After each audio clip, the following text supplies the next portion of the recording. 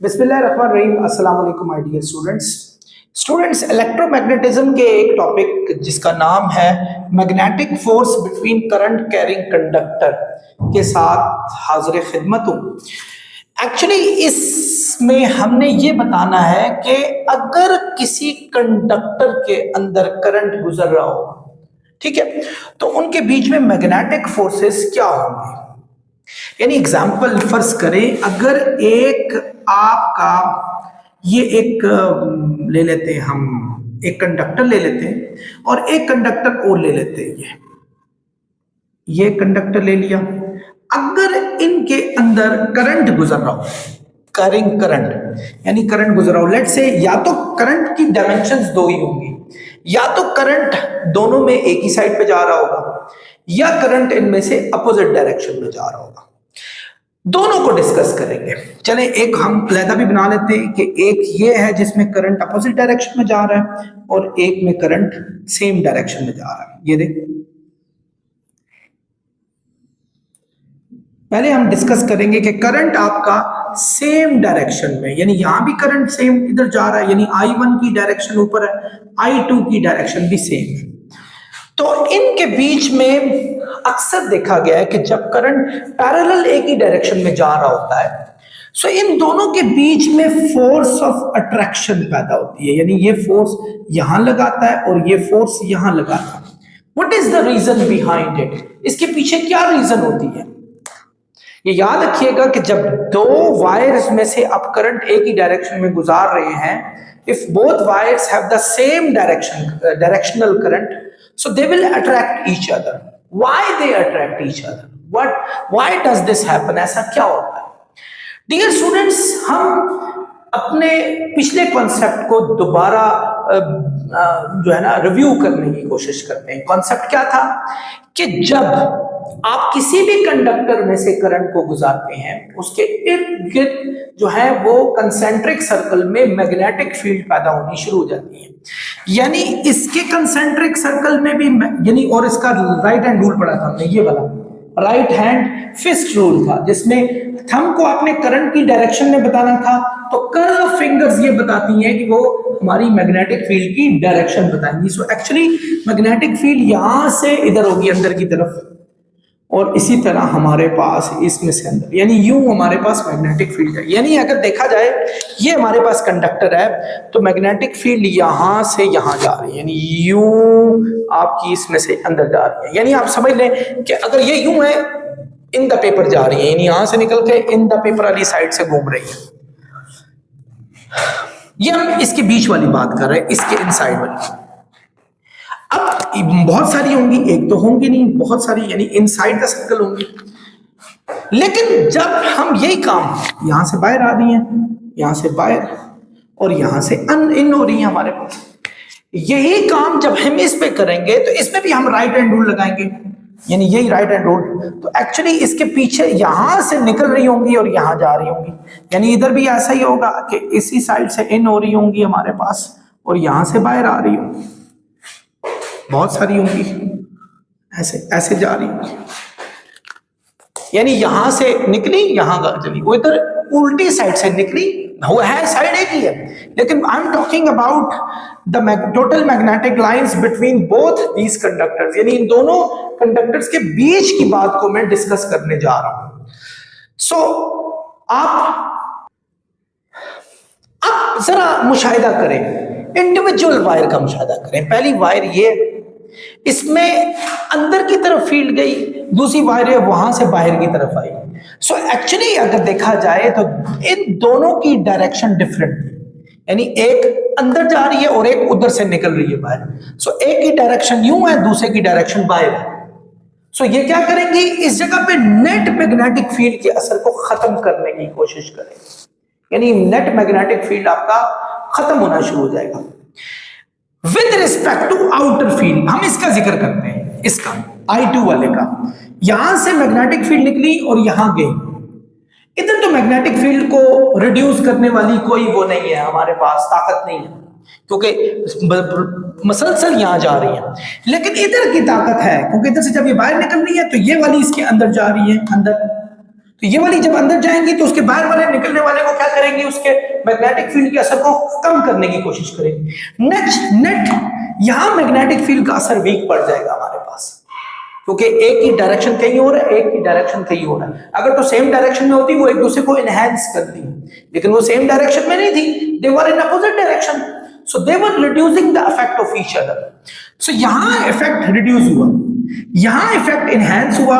Similarly अगर मैं इसको इंडिविजुअली डिस्कस करूं, ये यहां जा रही है और इसके असर को यहां ये वाली खत्म कर रही है बाहर निकल के, लेकिन इस साइड पे ये स्ट्रेंथन हो रही है हमारे पास। सो इस साइड पे भी स्ट्रेंथन है, इस साइड पे भी स्ट्रेंथन है, तो दरमियान में ओवरऑल इनका जो नेट रिजल्ट है वो वीक पड़ गया। तो नतीजा क्या होगा, यहां वाली मैग्नेटिक लाइन और यहां वाली मैग्नेटिक वो फोर्स अप्लाई करके इनको एक दूसरे की तरफ अट्रैक्ट करने की कोशिश करेंगी। तो नतीजा ये वाली भी और ये वाली भी फोर्स लगाएंगी और इन दोनों के बीच में अट्रैक्शन वाली फोर्स प्रोड्यूस होगी। एक बात यहां बताना लाजमी चाहूंगा कि फर्ज करें अगर मतलब इसका टोटल नेट रिजल्ट यहां इसके अंदर मैग्नेटिक फील्ड का नेट रिजल्ट होगा, इस B1 में से B2 माइनस कर दें, यानी इसकी मैग्नेटिक फील्ड में से इसकी मैग्नेटिक फील्ड माइनस कर दें या उसकी मैग्नेटिक फील्ड में से इसको माइनस कर दें, तो इसका नेट रिजल्ट यहां प्रोड्यूस होगा, क्योंकि both magnetic fields are cancelling the effect of each other. Let's say दोनों की मैग्नेटिक फील्ड सेम है, तो इनका एक न्यूट्रल पॉइंट भी होता है। न्यूट्रल पॉइंट वहां वो पॉइंट जहां से दोनों साइड की फील्ड का असर बराबर होगा, वो होगा मिडवे। ये वो मिडवे क्यों होगा, अगर ये वाली मैग्नेटिक फील्ड, ये वाली मैग्नेटिक फील्ड, दोनों मैग्नेटिक फील्ड आपके पास क्या हो, हमारे पास बराबर हो, यानी इसकी मैग्नेटिक फील्ड भी उतनी है, उसकी मैग्नेटिक फील्ड भी उतनी है, तो ऑब्वियसली दोनों की फील्ड का दायराकार बराबर है। तो वो दरमियान वाला पॉइंट ऐसा पॉइंट होगा जिस जगह पे इसका और इसका न्यूट्रल इफेक्ट हमारे पास बराबर हो जाएगा। मेरी एक स्टूडेंट पीछे बैठी है, पूछ रही है सर ये क्या न्यूट्रल पॉइंट कैसे बराबर हो जाएगा। डियर स्टूडेंट्स, फर्ज करो इसका करंट हमारे पास है 2 एम्पियर, इसका करंट भी हमारे पास 2 एम्पियर है। अच्छा, दोनों एक ही जैसे मटेरियल में है, ठीक है, और दोनों की लेंथ वगैरह भी एक जैसी है। सो दोनों के इर्द गिर्द कंसेंट्रिक सर्कल में मैग्नेटिक फील्ड एक ही जैसी पैदा होगी। अब हमने एक चीज पढ़ी हुई है, अगर याद हो तो हमने पढ़ा था कि मैग्नेटिक फील्ड जो होती है वो mu not times over 2 pi r के इक्वल होती है। इसमें एक चीज समझने वाली है, मैग्नेटिक फील्ड डायरेक्टली प्रोपोर्शनल होती है करंट के, चूंकि करंट दोनों में सेम है। दूसरा, मैग्नेटिक फील्ड इनवर्सली प्रोपोर्शनल होती है रेडियस की, यानी रेडियस मतलब कि आप इससे कितना दूर है, मतलब अगर कंसेंट्रिक सर्कल ये बना है, जितना दूर हो जाएंगे उतना रेडियस बड़ा हो जाएगा, ठीक है। फर्ज करो एग्जांपल देते हैं, दोनों के करंट बराबर है, तो ऑब्वियसली करंट बराबर है और मैग्नेटिक फील्ड सेम पैदा होगी डिपेंडिंग ऑन द आर। फर्ज करो 1 सेंटीमीटर अवे, 1 सेंटीमीटर अवे, ये पहली कंसेंट्रिक सर्कल 1 सेंटीमीटर रख लेते हैं अवे, इसकी मैग्नेटिक फील्ड 5 टेस्ला है, तो इसकी भी 1 सेंटीमीटर अवे 5 टेस्ला होगी। लेकिन इसकी मैग्नेटिक फील्ड उसके 1 सेंटीमीटर अवे कम हो जाएगी, क्योंकि उसका 1 सेंटीमीटर से इसका डिस्टेंस बढ़ गया हमारे पास, और जब डिस्टेंस बढ़ जाए तो आर बढ़ जाता है, आर बढ़ने से मैग्नेटिक फील्ड कम होती है, तो इसकी मैग्नेटिक फील्ड उस पॉइंट पर, उस 1 सेंटीमीटर पे कम हो जाएगी। इसी तरह इसके 1 सेंटीमीटर पर उसकी मैग्नेटिक फील्ड का असर कम पड़ेगा, क्योंकि उसके लिहाज से इसका रेडियस ज्यादा है, लेकिन इसका अपना ज्यादा होगा, यानी इसके 1 सेंटीमीटर अवे इसकी मैग्नेटिक फील्ड ज्यादा होगी, लेकिन उसकी मैग्नेटिक फील्ड कम होगी, क्योंकि उससे हम दूर हुए थे। करते करते हम इसको बढ़ाते हैं 2 पर, इसी तरह इसके 2 सेंटीमीटर पर इसकी मैग्नेटिक फील्ड ज्यादा होगी, लेकिन चूंकि अगर वहां से वो 5 सेंटीमीटर है तो बात खराब हो गई, यानी 5 सेंटीमीटर अवे का मतलब हुआ उसकी तरफ से रेडियस बढ़ गया है, तो उसकी मैग्नेटिक फील्ड का असर इसके 2 सेंटीमीटर पर कम होगा। लेकिन फर्ज करें हमारे पास एक ऐसा पॉइंट आ जाता है 3 सेंटीमीटर यहां भी और 3 सेंटीमीटर यहां भी आ जाता है। अब दोनों का रेडियस इधर भी और इसका रेडियस इधर भी बराबर हो गया हमारे पास, करंट भी सेम जा रहा है दोनों में से, इसका मतलब दोनों मैग्नेटिक फील्ड भी इक्वल प्रोड्यूस कर रहे हैं। सो ये वो न्यूट्रल पॉइंट है एक्चुअली, जहां इसकी मैग्नेटिक फील्ड और इसकी मैग्नेटिक फील्ड, दोनों की मैग्नेटिक फील्ड का असर बराबर हो चुका है। So this is called the neutral point where both magnetic fields are same and they are acting same. तो हमने क्या पढ़ा कि अगर दोनों के करंट सेम हो तो मिड पॉइंट जो होगा ना, that is the point where the neutral point lies, मौजूद होता है। दूसरी बात, फर्ज करो आई का करंट जो है ना वो लेस देन I2 है, तो आई का करंट अगर कम होगा तो इसकी मैग्नेटिक फील्ड भी I2 से B2 से कम हो जाएगी, तो इसकी मैग्नेटिक फील्ड वीक हो जाएगी हमारे पास, उसकी मैग्नेटिक फील्ड स्ट्रांग हो जाएगी। तो न्यूट्रल पॉइंट इधर से इधर सरक जाएगा, वन की तरफ आ जाएगा, क्योंकि उसका करंट ज्यादा है तो उसकी फील्ड का दायराकार बढ़ जाएगा हमारे पास, इसका करंट कम है, इसकी फील्ड का दायराकार कम हो जाएगा। तो ये मिड जो ये करीब वाला मैग्नेटिक फील्ड दे रहा होगा वही वो दूर वाला मैग्नेटिक फील्ड वो प्रोड्यूस कर रहा होगा, क्योंकि उसका करंट ज्यादा है हमारे पास। सो अगर इसका करंट कम हुआ, इसका करंट ज्यादा हुआ, तो ये न्यूट्रल पॉइंट I1 की तरफ शिफ्ट हो जाएगा, क्योंकि I1 की फील्ड वीक हो गई हमारे पास। तो न्यूट्रल पॉइंट क्रिएट करने के लिए दरमियान में चले जाएं, तो इस बेचारे का तो वैसे ही करंट कम था दरमियान में, तो ये 3 सेंटीमीटर पर इसकी फील्ड वीक हो चुकी है बहुत, इसकी 3 फील्ड पर अभी भी हाई है, क्योंकि उसका करंट हाई है हमारे पास। सो रेडियस कांस्टेंट भी कर लें, अगर रेडियस को कांस्टेंट मान लें, इसको कांस्टेंट मान लें, तो मैग्नेटिक फील्ड डायरेक्टली प्रोपोर्शनल होती है करंट के, greater is the current more is the magnetic field. तो मिड पॉइंट पे इसकी मैग्नेटिक फील्ड कम और इसकी ज्यादा हो जाएगी, so you are not getting the neutral point, so you have to come backward toward the eye, आपको आई की तरफ आना पड़ेगा ताकि थोड़ी थोड़ी बढ़नी शुरू हो जाएगी वाली साइड। तो एक पॉइंट आपका आएगा जिस जगह पर इसकी मैग्नेटिक फील्ड और इसकी मैग्नेटिक फील्ड बराबर हो जाएगी, so that would be near to I1।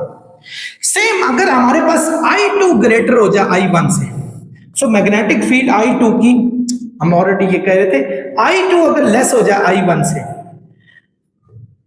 तो मैग्नेटिक फील्ड भी हमारी I2 वाले की, इसकी मैग्नेटिक फील्ड बढ़ जाएगी, कम हो जाएगी सॉरी, अगर इसका करंट कम हुआ तो फिर आपका न्यूट्रल पॉइंट उस तरफ मूव करना शुरू हो जाएगा, I1 वाली I2 के कंडक्टर की तरफ। सो this is how it works. I hope आप लोग समझ गए होंगे। ये था जब करंट आपका यानी एक ही डायरेक्शन में जा रहा हो, तो जो मिड होता है ना उसमें मैग्नेटिक फील्ड उल्टी सिमत में आती है। लेकिन अगर ये था same current in same direction, current in same direction, same में आ रहा है हमारे पास, ठीक है ये। लेकिन अगर करंट हमारे पास इन अपोजिट डायरेक्शन हो तो फिर क्या होगा, यानी करंट ये यहां से आ रहा है और ये करंट यहां जा रहा है, इसको I1 नाम दे दें, इसको I2 नाम दे दें ये। तो स्टूडेंट्स दोबारा राइट हैंड रूल लगाएं, ये राइट हैंड रूल है, इसकी मैग्नेटिक फील्ड यहां से आके इसमें इन हो रही है, यानी इसमें इन हो रही है, इसमें इन हो रही है, ये इसकी मैग्नेटिक फील्ड भी, ये देखें, इसका आपने थंब नीचे रखना है, व्हाई बिकॉज करंट की डायरेक्शन नीचे है। तो आप देखें इसकी मैग्नेटिक फील्ड भी यहां से यहां की तरफ आ रही है हमारे पास, यहां से यहां की तरफ आ रही है, यानी इधर से भी इसके अंदर जा रही है, इधर से भी इसके अंदर जा रही है, यानी दोनों अंदर जा रही है, यूं यूं यूं यूं अंदर जा रही है। यानी फर्ज करो ये वाला है, इसकी मैग्नेटिक फील्ड यहां से घूम के यहां आ रही है, दूसरा वाला ये था, उसकी मैग्नेटिक फील्ड हमारी यूं घूम के यहां आ रही थी, इधर वाली भी इधर जा रही है, इधर वाली भी इधर जा रही है। So they are enhancing the effect of each other, ये दोनों एक दूसरे के इफेक्ट को क्या कर रही है, एनहेंस कर रही है। तो इधर हमारे पास जो मैग्नेटिक फील्ड प्रोड्यूस होगी वो B1 प्लस B2 हो जाएगी, ये दोनों एक दूसरे के असर को एनहेंस कर देंगे। यहां अच्छी खासी density magnetic field, magnetic flux density पैदा हो जाएगी। मैग्नेटिक फ्लक्स डेंसिटी को मैग्नेटिक फील्ड ही कहा जाता है, डेंसिटी पैदा हो जाएगी इस जगह पर, एज कंपेयर टू इनकी बाहर वाली साइड। बाहर कम होगी, फर्स्ट करो तो 3 लाइंस है, यहाँ इसकी 3 है, इसकी 3 6 लाइंस हो गई है, so it's gonna be great, ये बहुत ज्यादा हो जाएगी। सो ये क्या करेंगे, ये इधर से फोर्स लगाएगी और ये इधर से फोर्स लगाएगी, ये F1 इधर लगा, F2 इधर लगा, और ये क्या करेंगे, रिपल्शन की फोर्स लगाएंगे। नतीजा आपका कंडक्टर को फोर्स वहां लगनी शुरू हो जाएगी। यहां अट्रैक्शन की फोर्स लगी थी, यहां रिपल्शन की फोर्स लगी, क्योंकि दरमियान वाली फोर्स स्ट्रांग हो गई है, उसने इन मेटल के जो वायर्स थी इनको क्या कर लिया, फोर्स लगा के उस कम वाली साइड पर भेज दिया। हमेशा बॉडी हायर पोटेंशियल से लोअर की तरफ ट्रेवल करती है। ये मार्कर है ना अगर स्टूडेंट्स, ये हायर टर्मिनल पोटेंशियल पर है। सो अगर मैं इसको ड्रॉप कर लूं, ये कहां जाएगा, लोअर पोटेंशियल पर जाएगा। यहां भी ऐसा ही है, ये हायर पोटेंशियल है, लोअर पोटेंशियल की तरफ इनकी मूवमेंट हमारे पास स्टार्ट हो जाएगी। सो ये है, बाकी तमाम चीजें वही है कि न्यूट्रल पॉइंट इसका भी है, अगर दोनों की फील्ड बराबर है तो न्यूट्रल पॉइंट सेंटर में होगा, बाकी सब चीजें इसकी वही। आई होप आप लोगों को ये बातें समझ आ गई होंगी। डियर स्टूडेंट्स, अब मैं अगर इनकी फोर्सेस पर यूनिट लेंथ को स्टडी करना शुरू करूं, आपने देखा पहले वाले में जो मैग्नेटिक फील्ड पैदा हुई है, that is mu not times I over 2 pi r. ये 1 नाम दे दें, ये 1 क्योंकि हमने उसका नाम 1 ही रखा है, ये हमारे पास आ गया। और जो दूसरे में पैदा होगी वो हमारे पास क्या होगी, mu not times I2 over 2 pi r. आप लोगों को मैंने इस चैप्टर के स्टार्ट में एक फॉर्मूला पढ़ाया था, वो था फोर्स का, जो कंडक्टर में फोर्स पैदा होती है। अगर 1 से 2 की तरफ होगी तो वो ILB साइन थीटा होगी, ILB साइन थीटा। इसी तरह इसकी भी होगी 2 से 1 वाली, ILB साइन थीटा के इक्वल होगी। थीटा 90 का है, क्योंकि देखें फोर्स हमारी ये लेंथ, ये दोनों के बीच में 90 का एंगल है, यहां भी 90 का एंगल बन रहा है। सो ये 90 का एंगल बन रहा है, तो मैं यहां फोर्स 1 to ILB साइन 90 लगा दूंगा, ये 1 1 1, ये साइन 90 किसके इक्वल होता है students, I1 IL1 B1 sign 90 1 के इक्वल होता है, तो ये हमारे पास आ गया जी स्टूडेंट्स। अब अगर मैं force per unit length find करूं तो ये हमारे पास क्या I1 है स्टूडेंट्स, B1 की वैल्यू क्या हमारे पास, mu not times I over 2 pi r, इसके इक्वल आ गया हमारे पास। एक्चुअली सॉरी स्टूडेंट्स, यहाँ मैंने लिखना था I2 की रीजन भी बताता हूँ। ये I1 था हमारे पास, ये वाला, उसकी रीजन भी बताता हूँ मैं। एक्चुअली I1 से I2 की तरफ फोर्स इसकी तरफ से कितनी लगाई जा रही है वो हमने फाइंड करनी है, यानी फोर्स एक्सर्टेड बाय I2 वो बतानी। सो मुझे यहाँ I2 लिखना था एक्चुअली। सो हमारे पास फोर्स 1 2 ओवर L1 ये आ गया, mu not I1 I2 over 2 pi r आ गया मेरे पास। सो ये force of this conductor toward that conductor है, ठीक है, वो हमारे पास ड्यू टू दैट करंट वो हमारे पास आ गया। ये सेम यहां चले स्टूडेंट्स, ये मैं थोड़ा सा रब कर रहा हूं, यहां भी ऐसा ही होगा, ये हम लगाएंगे I2 और ये B2 हम लगाएंगे, हम अपने पास सॉरी यहाँ I1 लगाएंगे हम।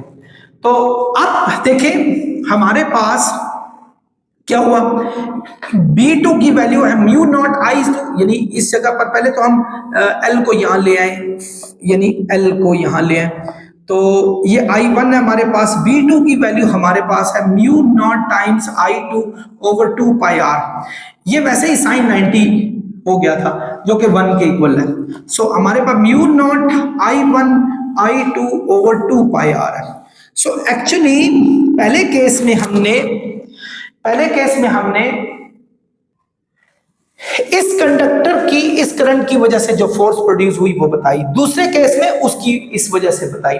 सो ये हमारे पास दो फोर्सेस हैं और दोनों हमारे पास क्या एक एक्शन पैदा करती है और जवाब में दूसरी रिएक्शन की फोर्स पैदा करती है। So this is how the magnetic forces between current carrying conductor works. I hope आप समझ गए। सो स्टूडेंट्स, आई होप आप लोगों टॉपिक को ना सिर्फ समझे होंगे, नेक्स्ट टॉपिक तक आपसे खुदा हाफिज़ कहते हैं। अस्सलाम वालेकुम।